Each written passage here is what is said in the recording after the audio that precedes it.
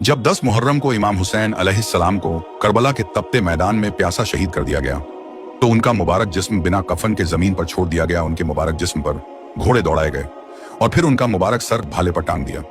Yazidi फौज के लिए यह फतह का ऐलान था, लेकिन असल में यह इंसानियत की सबसे बड़ी हार थी। इमाम हुसैन अलैहिस्सलाम की शहादत के बाद यजीद की फौज अब ख्वातीन और बच्चों की तरफ बढ़ी। हुसैनी खेमों को आग लगा दी गई। औरतें और बच्चे डर के मारे इधर उधर भागे, लेकिन उनके पास न चादर थी न हिफाजत। आग की लपटों और धुएं के बीच बीबियां चिल्ला रही थीं, बच्चे रो रहे थे।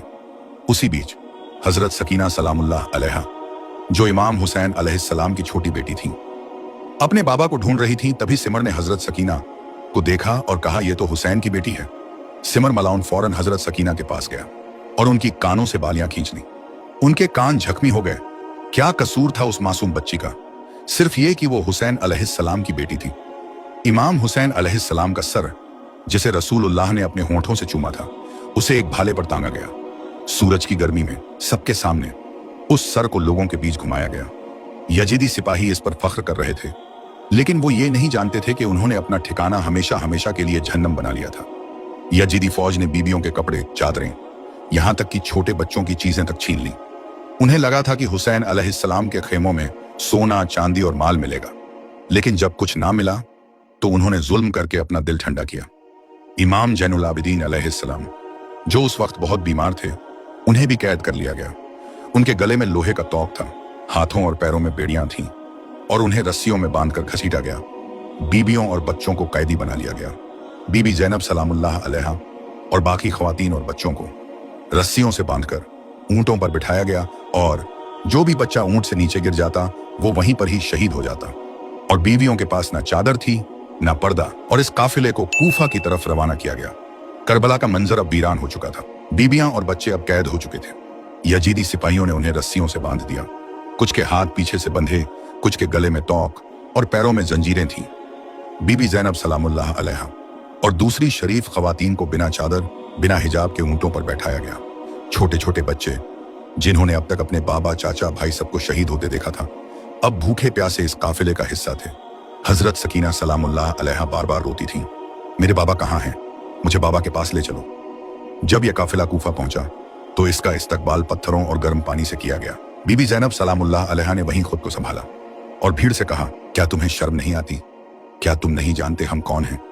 ये वही हुसैन अलैहिस्सलाम हैं जो तुम्हारे नबी के नवासे हैं, और हम इसी हुसैन की बहन बेटियां हैं। काफिला अब कूफा के हाकिम इब्ने ज़ियाद के दरबार में पेश किया गया। फिर इब्ने ज़ियाद ये सोचता है, अब मैं अपनी जीत का जश्न कैसे मनाऊं? वो अपने सिपाही को हुक्म देता है, जाओ कैद से मुख्तार अल शफी को लेकर आओ।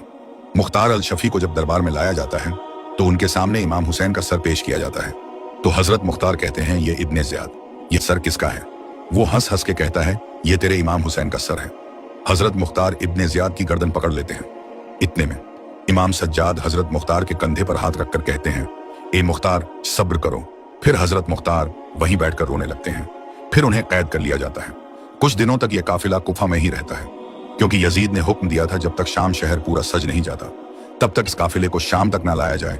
और शाम के सभी लोगों से कहा जाता है, जब यह बागी काफिला शाम के अंदर दाखिल हो तो इस काफिले को ऐसे पत्थर मारना ताकि कयामत तक कोई बागी पैदा ना हो।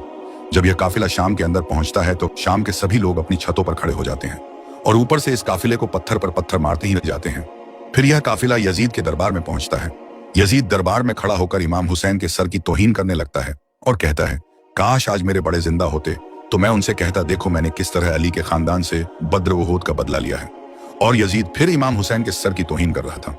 वो घमंड से कह रहा था कि कैसे उसके बाप दादा ने हुकूमत की, फतेह की। उसे लगा कि उसने हुसैन इब्न अली को शहीद करके जीत हासिल कर ली है। इसी बीच मैं इमाम सज्जाद इब्न हुसैन जंजीरों में जकड़े, बीमार और कमजोर खड़े हुए यजीद से कहा, ए यजीद, मुझे भी मौका दे ताकि मैं भी बता सकूं कि मैं किसका बेटा किसका पोता हूं। दरबार के कुछ लोग इमाम सज्जाद का मजाक उड़ाने लगे और कहने लगे, ये बीमार कैदी आखिरकार क्या कहेगा? ए यजीद, बोलने दो, ये बीमार क्या ही बोल लेगा। फिर इमाम सज्जाद को मींबर पर आने की इजाजत दी गई। इमाम सज्जाद मींबर पर आए और फरमाने लगे, सब तारीफ उस अल्लाह के लिए है जिसके हाथ में पूरी कायनात का निजाम है, और सलाम उस मोहम्मद मुस्तफ़ा पर जिनकी वजह से हम सबको हिदायत मिली और जिनके दीन की खातिर हमारे घराने ने अपनी जान तक कुर्बान कर दी। मैं काबे का बेटा हूँ। मैं अली इब्न अबी तालिब का पोता हूँ, वही अली जिसने खैबर का दरवाजा तोड़ा था। मैं फातिमा जहरा सलामुल्लाह अलैहा का बेटा हूँ। मैं उस मोहम्मद का नवासा हूं जिन पर कुरान नाजिल हुआ, जिनके नाम की कस्में अल्लाह और फरिश्ते खाते हैं। ये जो सर भाले पर है, ये मेरे बाबा हुसैन इब्न अली का सर है। वही हुसैन जिनकी गर्दन को रसूलुल्लाह चूमा करते थे, वही हुसैन जिन्हें रसूलुल्लाह अपनी पीठ पर बिठाकर मस्जिद में लाया करते थे और अपने कंधों पर सवार किया करते थे। मैंने अपनी आंखों से देखा, करबला की तपती जमीन पर मेरे बाबा को प्यासा शहीद किया गया। हमारी बहन बेटियां की चादरें छीनी गईं, हमें जंजीरों से बांधा गया, बाजारों में फिराया गया, हम पर पत्थर फेंके गए। इन लोगों में वो गरीब बेटा हुआ जिसके सामने उसके बाबा हुसैन को जीबा किया गया। मैं वह गरीब भतीजा हूं जिसके सामने उसके चाचा अब्बास को शहीद किया गया। इन लोगों मैं वो गरीब भाई हूं जिसके सामने उसकी 4 साला बहन सकीना को तमाचे मारे गए। इमाम सज्जाद के इस खुतबे में इतना ज्यादा दर्द था कि दरबार में सारे लोग रोने लगे। ये देखकर यजीद सोचने लगा कि इस तरह तो बगावत हो जाएगी। फिर यजीद अपने कुछ खास लोगों से कहता है कि अजान दी जाए। फिर मुल्क शाम में अजान की आवाज गूंजती है और जैसे ही जान देने वाला यह लफ्ज पढ़ता है, अशहदु अन्ना मोहम्मद रसूलुल्लाह, तो इमाम सज्जाद फरमाते हैं, हाँ मैं भी गवाही देता हूं, मैं उसी मोहम्मद का बेटा हूं जिनकी ये बेटियां आज कैद होकर यहां खड़ी हैं, और ये वही हुसैन हैं जिनकी रगों में रसूलुल्लाह का खून है। इमाम सज्जाद के उस खुतबे के बाद लोग यजीद से नफरत करने लगते हैं और यह खुतबा पूरे मुल्क के शाम में फैल जाता है। अब दोस्तों, मैं आपसे एक सवाल पूछता हूं, करबला के मैदान में सबसे ज्यादा जुल्म किसने सहा था?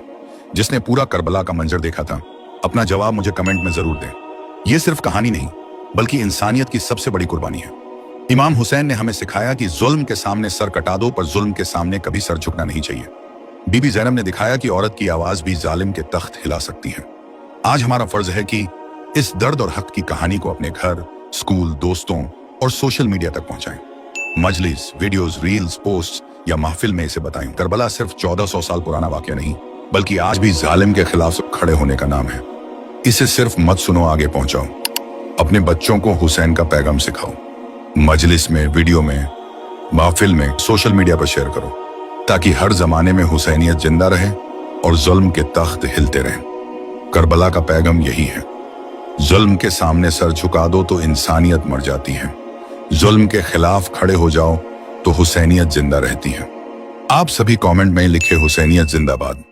और दोस्तों, आपकी स्क्रीन पर हमने एक ऐसी वीडियो लगाई है जिसमें बताया गया है कि किस तरह हजरत अब्बास नहर फुरात से पानी लेने गए तो उन्होंने कैसे हजारों यजीद के सिपाहियों को चंद लम्हों में फिनार किया था, और किस तरह यजीद के लोगों ने हजरत अब्बास के दोनों बाजू को शहीद किया था।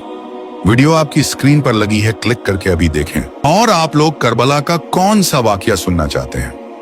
करबला में किसकी शहादत का वाकया सुनना चाहते हैं? ये हमें कमेंट करके जरूर बताएं। अगली वीडियो इंशाअल्लाह उसी टॉपिक पर आएगी जिस टॉपिक की वीडियो आप चाहते हैं, और चैनल को सब्सक्राइब कर दीजिए और बेल आइकन दबा दीजिए। तब तक के लिए